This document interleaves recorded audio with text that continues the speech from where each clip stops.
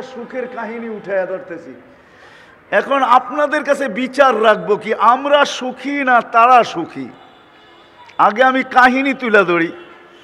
3 দিন পর্যন্ত ঘরে চুলা জ্বলে নাই, খেজুরের বিচিও ছিল না যে একটু চাবায়া পানি পান করবে। 4র্থ দিন ঘরের অভিভাবক যাইতেছেন তো বলতেছেন দোয়া করো আজকে যেন কিছু জুটে। সকাল গড়ায়া দুপুর, দুপুর গড়ায়া বিকাল, বিকাল গড়ায়া সন্ধ্যা, কিন্তু ঘরের মানুষটা শুধু বারবার তাকায়া দেখতেছে কখন আসবে কখন আসবে কখন আসবে। কেননা বাচ্চাগুলার চিৎকার আর দিলে মানতেছে না, কানে বারবার বাচ্চাদের চিৎকার আসতেছে খিদার। সন্ধ্যা যখন ঘনায় গেছে, সন্ধ্যা হয়ে গেছে, আর ঘরের মানুষটা যখন ফিরতে ছিল তো পর্দা উঠে দেখে আসতেছে চেহারাটা মলিন, হাত দুইটা খালি। চেহারাটা মলিন, হাত দুইটা, আরে বোঝেন আমার কথা, চেহারাটা মলিন, হাত দুইটা খালি। যখন একবারে কাছে চলে আসছেন এখন আর পর্দা নষ্ট হবে না, তো আওয়াজ দিছেন আলী। এইবার মনে হয় নামটা চিনছেন। আওয়াজ দিছে কি আলী, চোখে চোখ পড়ছে, জিজ্ঞাসা করছে চেহারাটা আলী চেহারা মলিন কেন? তো হাত উঠে দেখাইছে ফাতেমা মা ওয়াজাদনা শাই, কিছু পাই নাই, আজকেও ক্ষুধার্ত থাকতে হবে। তো ঘরের মানুষটা চিৎকার দিতেছে আলী ওয়াজাদনা শাকারনা লাম নাজি সাবারনা, পাবো তো শুকরিয়া আদায় করব, না পাবো তো সবর করব। দোনো অবস্থায় আল্লাহ আমাদের সাথে। আলী যাদের সাথে আল্লাহ থাকে তাদের চেহারা ফালা ইউনাসিবু লানা আন নাকুনা মাহজুন। আল্লাহ আলী যাদের সাথে আল্লাহ থাকে তাদের চেহারা মলিন হওয়ার শোভা পায় না। তোমার চেহারা মলিন, তো মলিন কেন? বলেন তারা সুখী না আমরা সুখী? হ্যাঁ আমরা সুখী? হ্যাঁ কি আমাদের বাংলাদেশে কোনো পরিবার এরকম একটা চিত্র তুলে ধরতে পারবে? আগেরটা শুনেন আরো আজীব লাগবে। বলতেছে আলী হাসবে তো দরজা খুলবো, নাইলে খুলবো না। হাসবে তো দরজা খুলবো। তো আলী রাদিয়াল্লাহু তাআলা আনহু হাইসা দিছেন, দরজা খুলা দিছেন। পরেরটা আলী রাদিয়াল্লাহু তাআলা আনহু নিজে বলতেছে ফাতেমা সাররাত ওয়া তাবাসসামাত, আমি দেখতেছি ফাতেমা মুস্কি মুস্কি হাসতেছে আর খুশিতে নাচতেছে। অথচ 4র্থ দিনের ক্ষুধার্ত স্বামীকে স্বাগত জানাইতেছে। মন জিততে হবে, স্বামী যেন না বুঝতে পারে যে আমি ব্যথিত হয়েছি। তো মুস্কি মুস্কি হাসতেছে। আলী রাদিয়াল্লাহু তাআলা আনহু বলতেছে, তো আলী রাদিয়াল্লাহু তাআলা আনহু বলতেছে আমি আর পারি না, পারলাম না।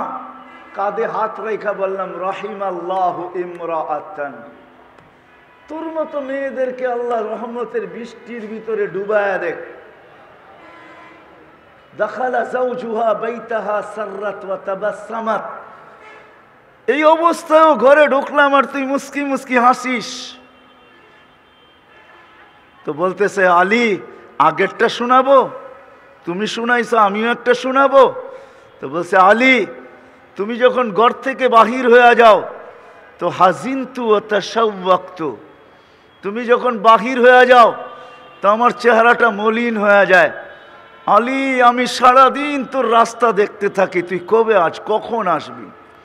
তা আলী রাদিয়াল্লাহু তাআলা আনহু বলতেছে ফাতেমা এই জন্যই কি এক টোকায় দরজা খুলা দিস? তো বলছে আলী ঠিক বলছিস, তুই আসার আগে দরজায় পিঠ লাগায় দাঁড়ায় যাই, টোকাটা যেন দরজায় না পড়ে আমার পিঠে পড়ে, এক টোকায় খুলা দিতে পারি। তো বলছে ফাতেমা এটা শিখলি তো শিখলি কোত্থেকা? আব্বা প্রথম দিনই বলে দিছে ফাতেমা ফাতেমা ফাতেমা ফাতেমা। আলী সারাদিন পরিশ্রম করে আসবে, তোদের জন্যই জোগাড় করার জন্য সকালে বাহির হবে আলী। আলীও আমার কলিজার টুকরা। ফাতেমা আলী যেন দরজা খটখটাইতে না হয়, এক টোকায় যেন খুলা দিতে পারিস।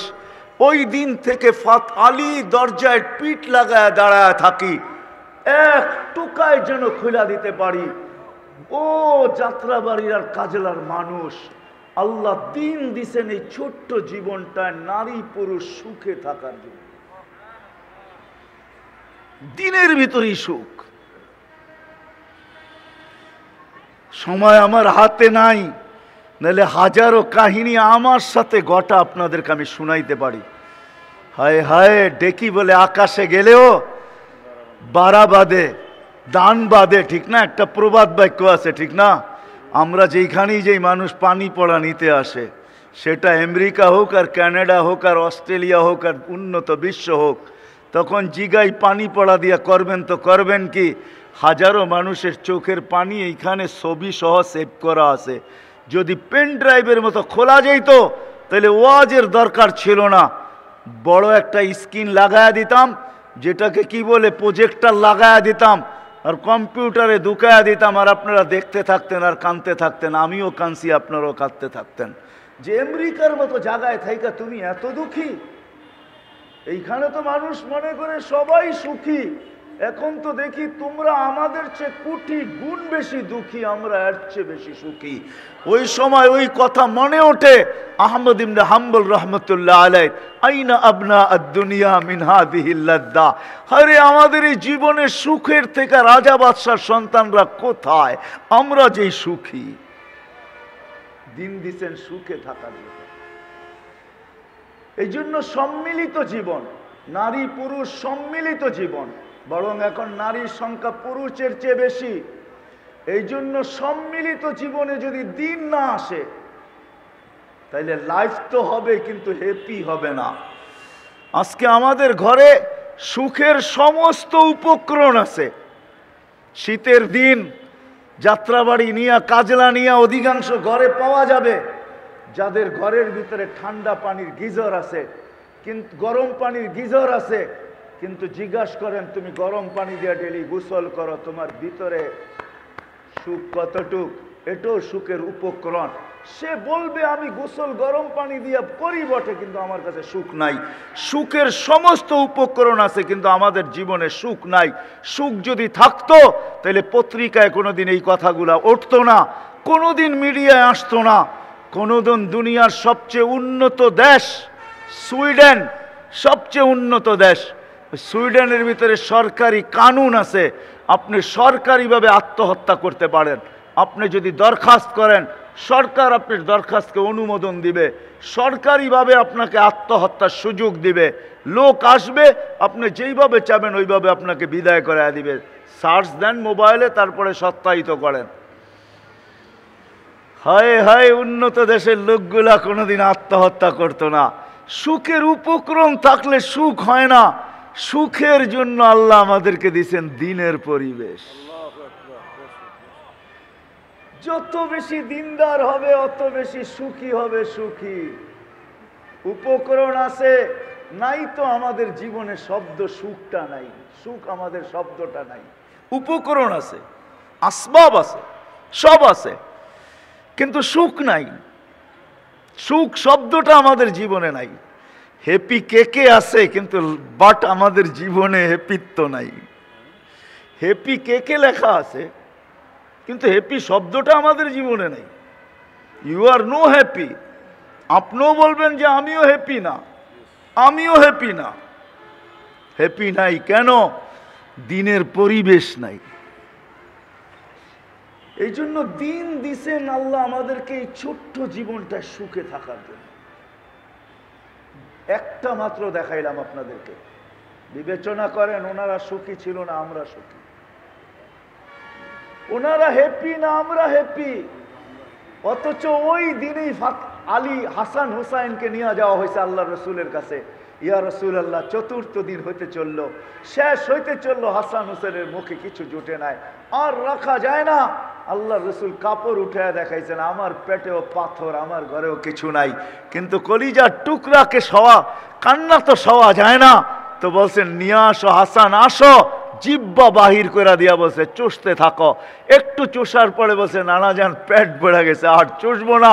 বলছে হোসাইন তুমি আসো। হয় হয়, যার মুখের ভিতরে এমন জিব্বা তার পেটে পাথর, তারপরও সুখ। আসেন, আমার কথা শেষ। যদি ছোট্ট জীবনটা সুখী হইতে চাই, আমাদের দুনিয়ার জীবনের দুইটা পার্ট, একটা নারী একটা পুরুষ, দুজনকেই দিনদার হইতে হবে। আর যদি দুইজন দিনদার না হইল, একজন দিনদার হইলে হবে না। গাড়ির চাক্কা একটা হাওয়ায় আছে আর একটা পাঞ্চার, আপনি চালায় নিয়ে যাবেন, একটু পরে গাড়িও যাবে, আপনিও যাবেন। দুটোই হাওয়া থাকতে হবে, দুজনই দিনদার হইতে হবে। আজকে সনটেক মহিলা মাদ্রাসা একটা, এরকম প্রত্যেক গলি গলি হওয়া দরকার ছিল। আমরা নতুন শিক্ষা, আধুনিক শিক্ষায় আমরা বিরোধী না, কিন্তু আধুনিক শিক্ষা যদি একটা শব্দ ডিকশনারিতে দেখি, জেনারেল শিক্ষা মানে কি? হ্যাঁ, জেনারেল মানে কি? হ্যাঁ, কি? তো সাধারণ জিনিস নিয়ে তো গৌরব করা যায় না, ঠিক না? আমার আওয়াজটা দেখেন না, ডোলের মতো, এটা নিয়ে তো আমি গৌরব করতে পারি না যে আমার আওয়াজ একবারে শুনিয়ে আসছে কুকিলের মতো। এটা নিয়ে সাধারণ শিক্ষা নিয়ে আবার কি গৌরব করা যায়? জেনারেল মানেই তো সাধারণ। কি ডিকশনারি তো এটাই লেখা, ঠিক না? কি আমি কি ভুল অর্থ বলতেছি? বাংলা ডিকশনারিতে জেনারেলের অর্থ দেখেন সাধারণ শিক্ষা। সাধারণ নিয়ে আবার গৌরব করে কি করে? আমরা এটার বিরুদ্ধে না। আপনি সাধারণ শিক্ষা শিখেন, কত শিখবেন শিখেন, কিন্তু হ্যাঁ, যতটুক না হইলেই নয়, যতটুক দিনদারি না হইলে আমি সুখী হব না, আমার সন্তান সুখী হবে না, আমি ফ্যামিলিগত সুখী হব না, বাপ হইয়া সুখী হব না, মা হইয়া সুখী হব না। এতটুক শিক্ষা কমসে কম আমাদেরকে এই সনটেক মাদ্রাসার থেকে নেওয়া উচিত। ওটার জন্য সহজ, যদি এইখানে মক্তব্য পড়া যায়, 3 বৎসরের কোনো একটা মেয়ে বা 5 বৎসরের মক্তব্য হবে কিনা জানি না আমি, কয় বৎসরের? 3 বৎসরের নুরানি মক্তব্য যদি পড়া যায়, তো আমার এই বিশ্বাস এই মহিলা কোনোদিন হারাবে না। একটা পুরুষও যদি পড়ে, ওই ছেলে কোনোদিন হারাবে না। কেননা কখনো না কখনো ওই মক্তবের শিক্ষা তার ভিতর থেকে আওয়াজ দিবে, তুই হারাবি তো হারাবি কি কইরা? তুই না ওই হাদিস পড়া আসছিস, নুরানিতে কতগুলো হাদিস মুখস্থ করায়, ওই হাদিসগুলা মাঝে মাঝে তাকে ভিতর থেকে বাইজা উঠবে আর বলবে তুই হারাস তো হারাস কি কইরা। এই জন্য আমরা কখনো কখনো দেখি কোনো জায়গায় গেলে মুস্কি হাসি দিয়া কয় হুজুর, তাবলিগি লাইনে গেলে কয় হুজুর মনে কিছু নিয়েন না, ছাত্র জমানায় আমিও 3 দিন লাগাইছি। ওই সেটা তার কোনো না কোনো সময় বাইজা ওঠে। মক্তব্য যদি পড়ে তো কোনো না কোনো সময় ভিতর থেকে বাইজা উঠবে, তুই না ওই হাদিসগুলা পড়ছিস, আজকে হারাস তো হারাস কি করা। এই জন্য শেষ জায়গায় চলে আসছি, দিন আল্লাহ আমাদেরকে দিচ্ছেন এই দুনিয়ার জীবনে সুখে থাকার জন্য। এই মাদ্রাসাগুলা ওইটারই প্রতীক, ওইটারই আলো, ওটারই সূর্য বলতে পারেন, প্রদীপ বলতে পারেন, প্রদীপও বলতে পারেন। এটারই আলো, এটারই সূর্য এই মাদ্রাসাগুলা, মহিলা হোক আর ছেলের হোক, দিনদারি মানুষকে শিখানোর জন্য। কেন একটু সুখে থাকতে হবে, কসম খোদার এখনো দুনিয়ায় পাওয়া যাবে। ঘরে হয়তো চুলাও মাঝে মাঝে জ্বলে না, কিন্তু ওনাদের আপসে যে ভালোবাসা, ওই ভালোবাসা যদি সারা দুনিয়ায়ও বাইটা দেওয়া হয়, তারপরও দুইজনের ভালোবাসায় বিন্দুও কমবে না, এরকম ভালোবাসা আছে না? নাই? হ্যাঁ আছে। নাইলে 7,000 টাকা বেতন পায় সংসার চালায়, তো চালায় কি করে? ওপেন দুনিয়া, ওই বেটি গার্মেন্টসে যায় না তো যায় না কেন? ও বলছে 7,000 কেন, তুই 5,000 পা, 5,000 কেন না পা, তোর গলা দইরা সুখের যে ঘুম আসে, ওই ঘুম দুনিয়ার কোথাও আসবে না। নাইলে মসজিদ মাদ্রাসায় 5,000 7,000 টাকার বেতনে চাকরি করতে পারতেন না। আজকে তো ওপেন দুনিয়া, যদি ওরা বলে না আমি ভাঙ্গা দিলাম, নাইলে 5,000 7,000 টাকা বেতন পেয়ে সংসার চালাইতে পারে না। ওই ঘরের থেকে কোনোদিন অভিযোগ আসে নাই, আপনাদের কাছে চিঠি আসে নাই অভিযোগের, ওই ঘরে কোনো চাহিদা নাই। যদিও ছোটবেলার একটা ডাইজেস্টের পড়া মনে উঠছে, এই জন্য বলি, ওইখানে লেখা ছিল সকিনার আর স্বামীর সাথে ঈদ করা হইল না। তো পড়তে পড়তে কাহিনীটা এমনই ছিল, ঢাকা শহরে ইমামতি করে ঈদের দিন তো ঈদ পড়াইতে হয়, রোজার ঈদ বাড়ির যেতে যেতে বরিশাল যেতে যেতে পরের দিন সকালে নামে ঈদ পানি, কোরবানি ঈদের দিন ঈদের পরে নামাজ পড়া যেতে যেতে ঈদ শেষ। স্বামীর স্ত্রীর আগ্রহ ছিল যে স্বামীর সাথে যদি একটা ঈদ হইতো, কিন্তু হইতে আগ্রহ থাকতে থাকতে নিজে দুনিয়ার থেকে চলে গেছে। তো বাড়ির কেউ লেখছে সকিনা, নাম তো আর সকিনা না, লেখছে আর কি যে সকিনার আর স্বামীর সাথে ঈদ করা হলো না। তো আমিও নিচে লেখা দিছি, হ্যাঁ ঈদ করবে একদিন সকিনা জান্নাতে, তার ঈদ আমরা খাবো, তার ঈদ হবে, ইনশাআল্লাহ হবে। যেমন মুসা আর ঈসা আলাইহিস সালামের ওলিমা আমরা 100,000 দিন খাবো, টানা 1000 দিন ঈসা আলাইহিস সালামের ওলিমা আল্লাহ আমাদেরকে খাওয়াবে। আমাদের নবীজিরও 3 ওলিমা আল্লাহ আমাদেরকে খাওয়াবে। কেননা 3 জন বিবি জান্নাতে, এখনো চলে গেছেন, দুনিয়াতে তো বিয়ে হন নাই, পান নাই, উনি চলে গেছে, ওইখানে হবে অনুষ্ঠান, ওই দিন ওলিমা আমরাও খাবো, আইটেম আল্লাহ পাক করবে, জান্নাতে পাক হবে না, ওই দাওয়াত তো আল্লাহর পক্ষ থেকে হবে। তো আমিও বলি সকিনার ঈদ হবে, কিন্তু ওই খুশিতে আমরাও থাকবো ইনশাআল্লাহ। এই জন্য আসেন, দিন দিছে আল্লাহ এই দুনিয়া একটু সুখে থাকার জন্য, আর দিন দিছেন ওই পুরীতে সুখের ঠিকানা জান্নাতকে এইখান থেকে অ্যালটমেন্ট করানোর জন্য, লুইপা নেওয়ার জন্য, এইখান থেকে বুকিং দেওয়া যাওয়ার জন্য, এইখান থেকে নিয়ে যাওয়ার জন্য। আল্লাহ আমাদের সবাইকে যতটুকু বললাম এটুকুর উপরে আমল করার তৌফিক দান করেন, উঠাউঠি করেন না।